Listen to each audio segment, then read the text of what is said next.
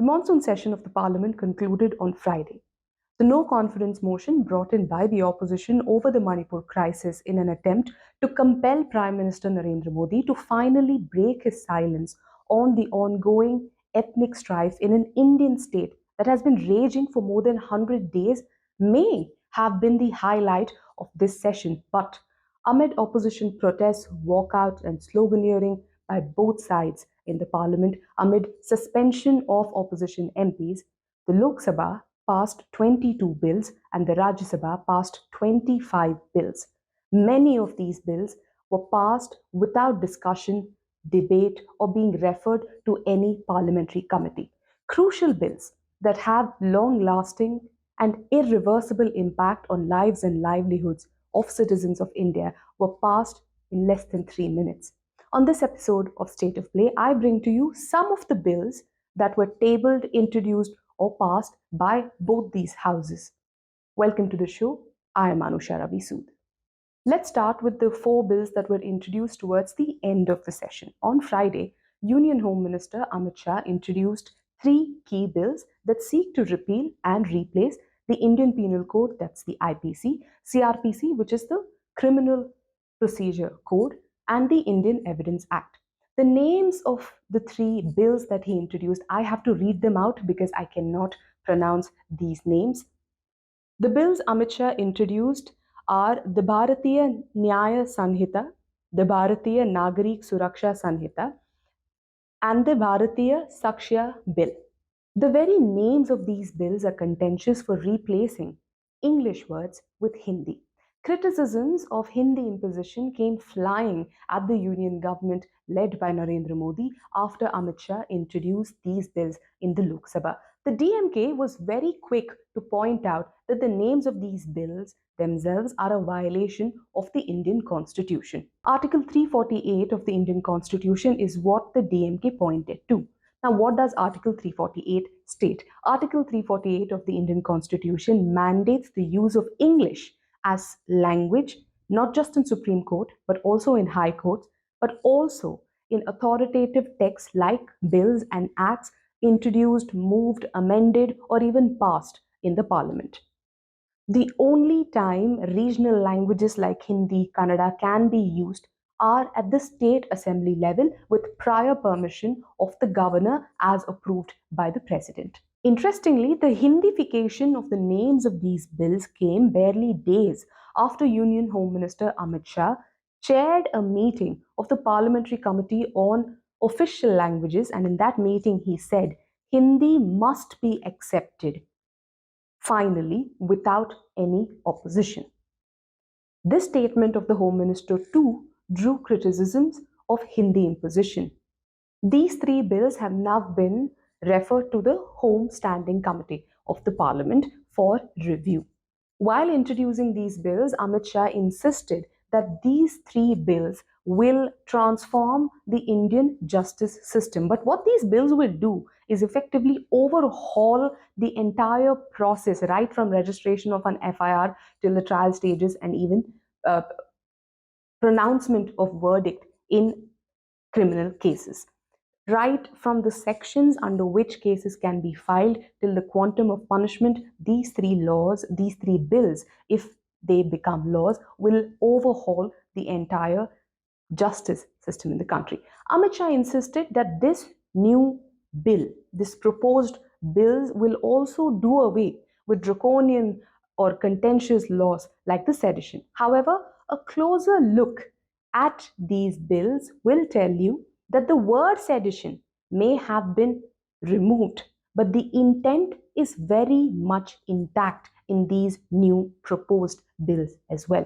If anything, the new bill introduces new offences which also allow for the same grounds of booking citizens, much similar to what sedition law allows currently as well. If anything, this new proposed bill has many more arbitrary, open-ended means, open-ended vocabulary that allows for citizens to be booked under offences which also fall under sedition law currently. The new proposed bill also criminalizes what the government will deem as acts endangering India's unity, integrity, sovereignty, etc. So the word sedition may have been thrown out of these in these new bills, but the intent, it seems, is very much intact. Another crucial bill that was tabled in the Rajya Sabha was to do with the process of appointing India's topmost election commission officials. The Narendra Modi government has tabled a bill that seeks to replace the Chief Justice of India from the three-member panel that is supposed to appoint the Chief Election Commissioner and election commissioners in the country. The proposal of this three-member team came directly from the Supreme Court. The Constitution bench of the Supreme Court insisted that the process of appointing top election commission officials of the country has to be independent of executive control. Now, you may ask, what is the problem with this bill? The Supreme Court's order insisted that a three-member committee will include the Prime Minister, the leader of the opposition or the leader of the largest party in the Lok Sabha, and the Chief Justice of India to appoint topmost election officials in the country until such a time that the Parliament passes an act.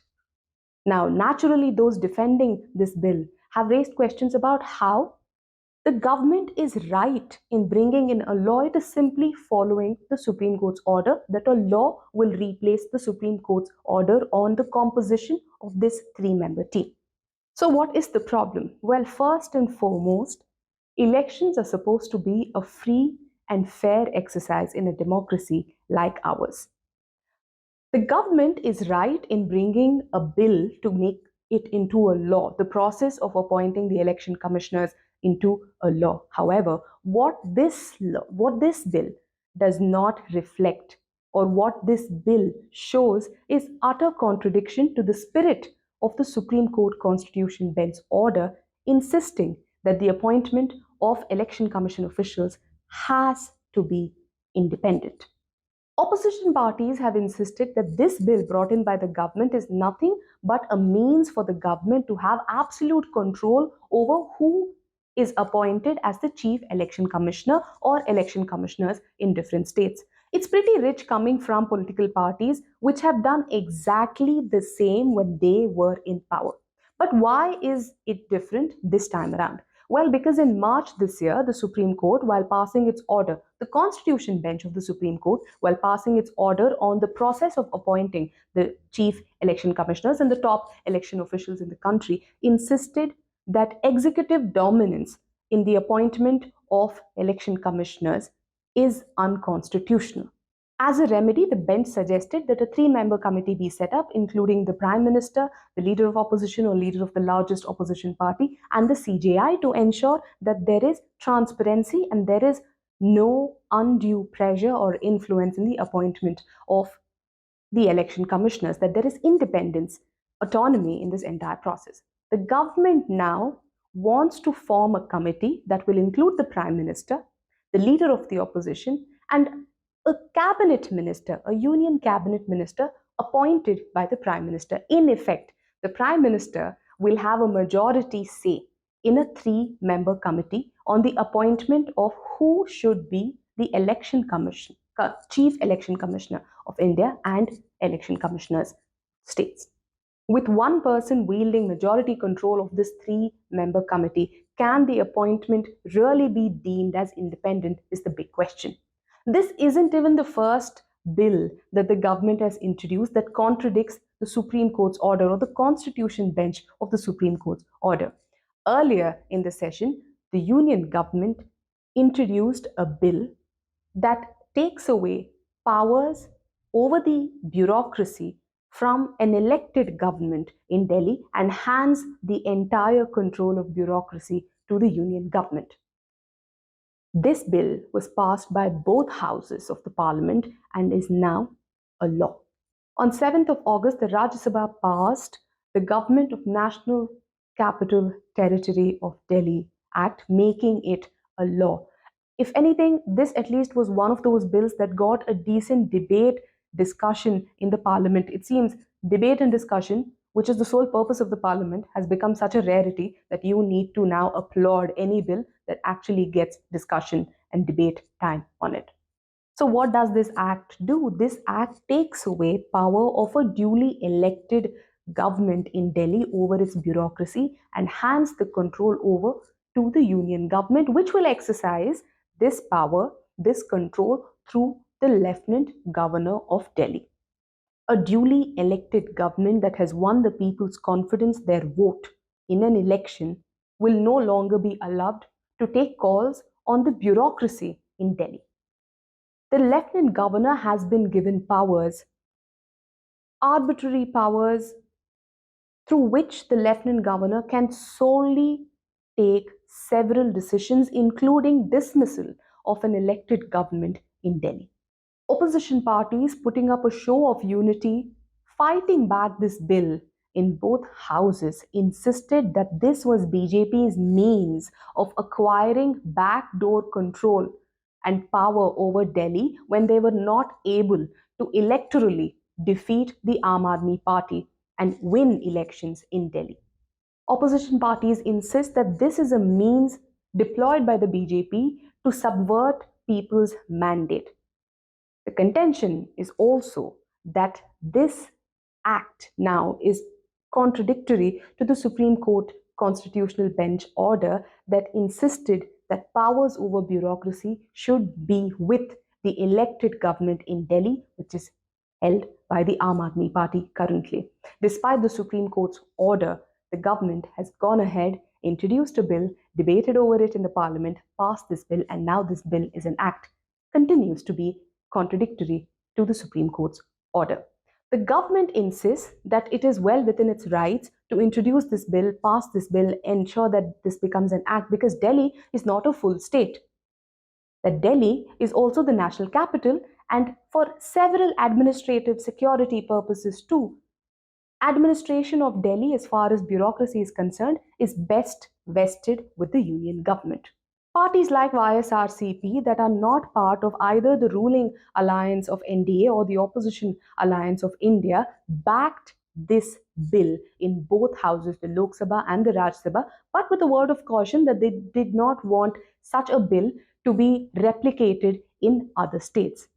Although the union government insists that Delhi is not a full state like other states in India, this act sets a dangerous precedent for the very spirit of federalism in this country.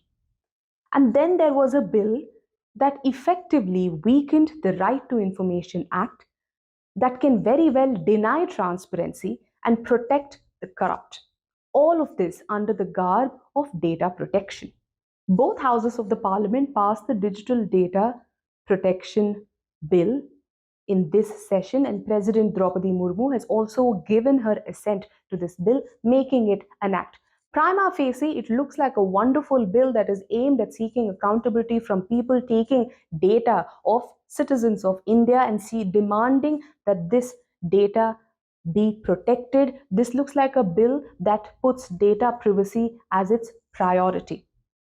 But a closer look at this bill will tell you that it has amended forever and irreversibly the RTI, the Right to Information Act, an act that ensures transparency, that opens up the government to be accountable to the citizens of this country. The Digital Data Protection Act has amended Section 81J of the RTI Act. Section 81J excludes personal information under the RTI if it is not related to the query that has been made. However, this section also allows for information to be shared if this information is for larger public good, larger public interest. The Digital Data Protection Bill, or now an act, has done away with this clause, which means any RTI query seeking accountability, seeking information, seeking data from any department can now be rejected by the government. The government can withhold information by stating that the query is an infringement on personal data, is an infringement of privacy, and the government can deny data can deny information under the RTI Act by simply deeming a query a violation of someone's privacy, that it is personal information and it can't be shared. Section 81J also says that any information that can be shared with the parliament, with the government, cannot be denied to an RTI applicant. But the Digital Data Protection Bill or Act now has done away with this clause as well. The BJP rose to power in 2014 on an anti corruption plan that was fueled and fed by queries under the RTI, unearthing, exposing several scams, several crucial information on corruption allegations against the then UPA government. Now, the same BJP has made amendments to that very RTI Act, allowing itself to deny information to citizens, to say no to transparency, and these amendments could very well protect the corrupt. These bills and laws impact our everyday life and livelihood as citizens of this country.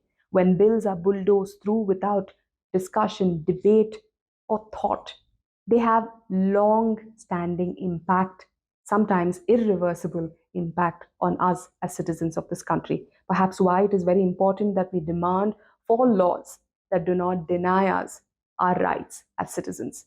Happy Independence Day to all of you. Thank you for watching. Do stay tuned to South First.